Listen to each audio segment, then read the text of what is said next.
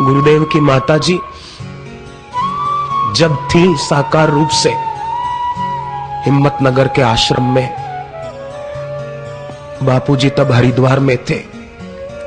गुरुदेव की मां बैठी थी कमरे के बाहर खुली जगह में। अचानक सेविका को कहा कि बेटी एक कुर्सी लेके आ दूसरी। सेविका ने कहा मां किसके लिए कुर्सी लानी है दूसरी, आपकी बराबरी में कौन बैठेगा। गुरुदेव की मां कहती है देखो साईं, बापू घूम रहे हैं, टहल रहे हैं, सुबह सैर कर रहे हैं, थकेंगे, मेरे पास आकर बैठेंगे, कुर्सी रख।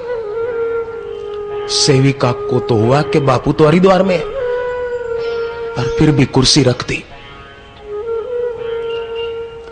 और देखने लगी कि अब मां क्या करती है। गुरुदेव की मां बार बार कह रही थी साईं बापू आओ बैठो, अब बहुत घूम लिए, थक जाओगे, थोड़ी देर बैठ जाओ, आओ बैठो, ज्यादा मत टहलो, आराम करो। मां का दिल, काफी देर तक मां ऐसा बोलती रही और थोड़ी देर के बाद मां ने सेविका को कहा कि बेटी जा कुर्सी अंदर रख दे। अब बापू कुटिया में चले गए, यहां आए नहीं, जा कुर्सी रख दे। सेविका रो पड़ी कि कैसा प्रेम है, बापू तो हरिद्वार में है और मां को यहां दर्शन हो रहे हैं और वहां हरिद्वार में। मुझे याद है अभी तक वो दृश्य। बापू ने कहा कि मैं जा रहा हूं अहमदाबाद और हिम्मतनगर होके 2 दिन के बाद आ जाऊंगा। और गुरुदेव हिम्मतनगर पहुंचे तो गुरुदेव की मां ने बापू का हाथ पकड़ के कहा, मां कहती है कि तुम्हारा नाम क्या है, मैं तुमको किस नाम से पुकारूं। मैंने उस दिन कितना बुलाया, आप आए ही नहीं। गुरुदेव ने कहा कैसे नहीं आया मां, अभी तो आ गया ना। किसी ने कहा नहीं, पर फिर भी दिल की पुकार कैसी होती है, प्रीति कैसी होती है। केवल वेद पढ़ लेने से या गीता कंठस्थ कर लेने से कुछ नहीं होता है कृपानाथ। गीता में जो लिखा है वो अपने दिल में लाने से कल्याण हो जाता है। इसलिए शबरी, मीरा, एकनाथ जी, नामदेव जी, मुक्ताबाई, राजस्थान की सहजोबाई, ऐसे गुरु भक्तों को याद करने से दिल पवित्र होता है। भूल न जाऊं तुम्हें कहीं ये विनती बारंबार, कभी न होता बंद किसी के लिए तुम्हारा द्वार।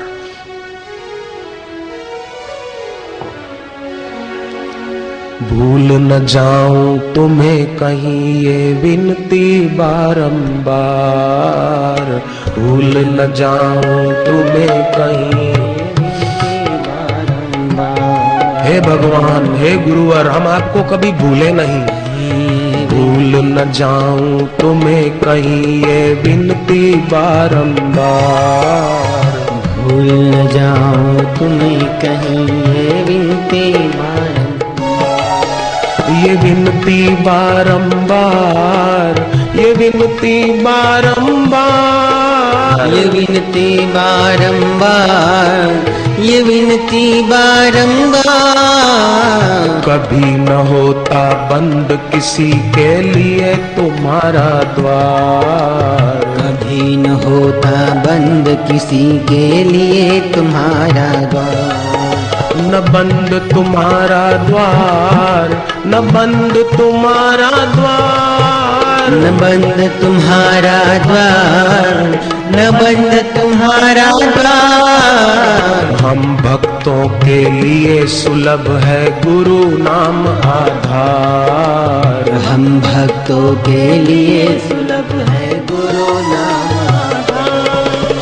गुरु नाम आधार, गुरु नाम आधार, गुरु नाम आधार, गुरु नाम आधार। न जाऊं तुम्हें कहीं ये विनती बारंबार। भूल न जाऊं तुम्हें कहीं ये विनती बारंबार।